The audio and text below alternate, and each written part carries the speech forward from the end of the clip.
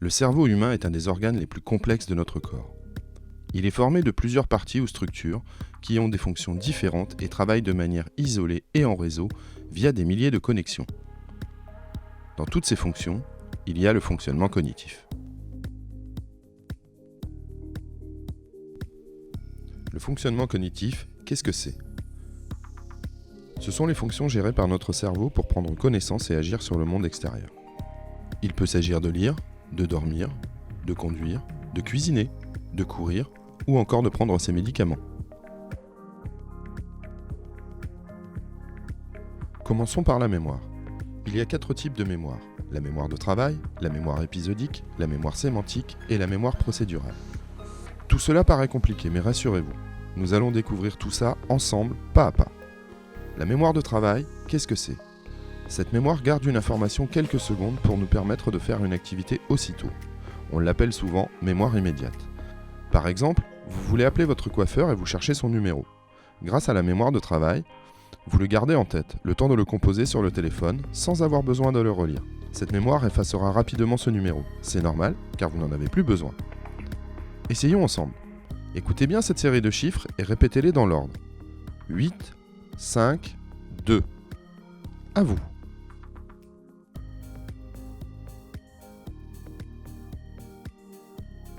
Voilà, vous venez d'activer votre mémoire de travail.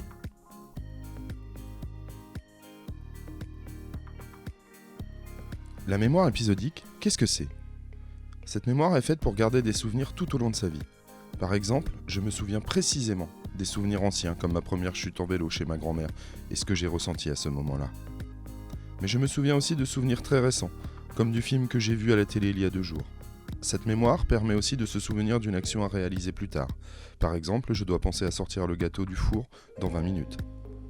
Essayons ensemble. Essayez de vous rappeler un souvenir d'école qui vous a marqué.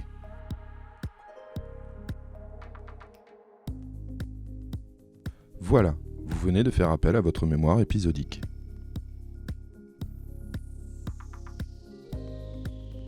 La mémoire sémantique, qu'est-ce que c'est ? Cette mémoire stocke toutes les connaissances générales sur le monde tout au long de la vie. C'est notre encyclopédie. Par exemple, je sais que Paris est la capitale de France, ou que le zèbre a des rayures. Essayons ensemble. De quelle couleur est le canari ?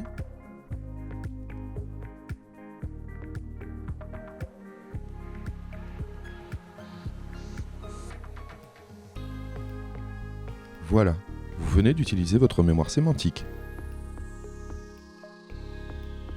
La mémoire procédurale, qu'est-ce que c'est ? C'est une mémoire qui permet de réaliser des activités de manière automatique, sans réfléchir. Par exemple, faire du vélo, tricoter, jouer du piano. Essayons ensemble. Faites vos lacets.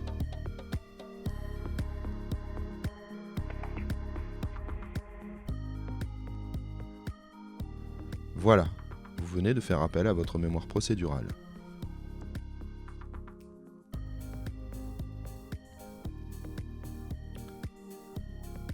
Après avoir vu les différentes mémoires, parlons maintenant des fonctions exécutives.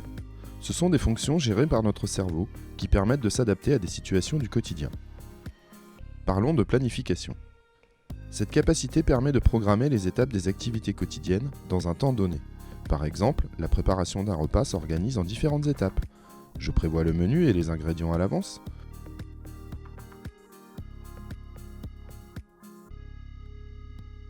Je gère le temps de préparation pour que tout soit prêt à midi.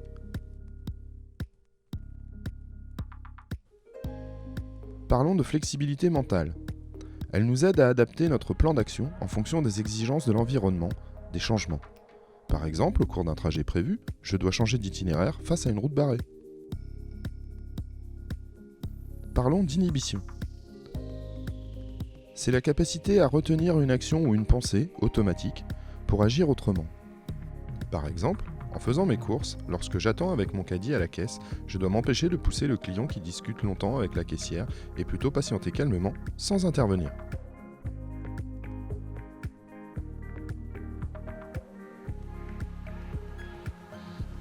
Pour finir, abordons ensemble les fonctions instrumentales.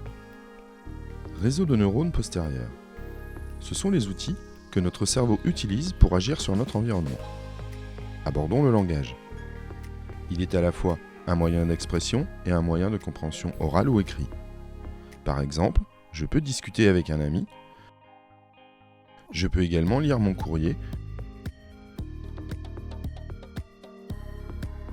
ou écrire ma liste de courses.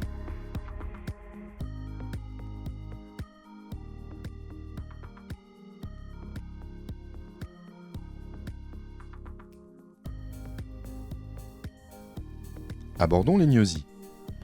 Elles permettent de reconnaître les objets, les visages, les sons et les images qui nous entourent.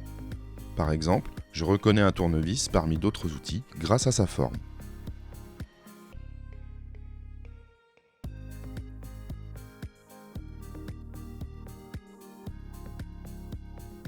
Abordons les praxis.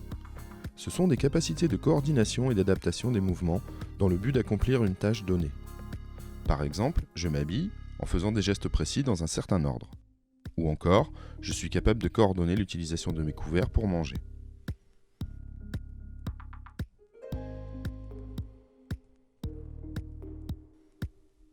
Abordons les capacités visuospatiales. Elles nous permettent de visualiser, percevoir notre environnement en 3 dimensions et en couleurs, afin de pouvoir déterminer la position d'un objet par rapport à un autre, ou d'évaluer la distance entre soi et un objet. Par exemple, lorsque je conduis, je reste sur la voie de droite et je fais attention à la distance entre moi et les autres voitures. Pour conclure cette journée, le plus important pour nous est que vous repartiez avec quelques messages. Les difficultés de vos proches sont involontaires. Ils ne le font pas exprès. Vous avez le droit d'être fatigué, parfois agacé. Sachez demander de l'aide. Prenez le temps de vous occuper de vous. Ne culpabilisez pas, vous faites de votre mieux. Cette présentation est maintenant terminée. N'hésitez pas à nous poser des questions si besoin.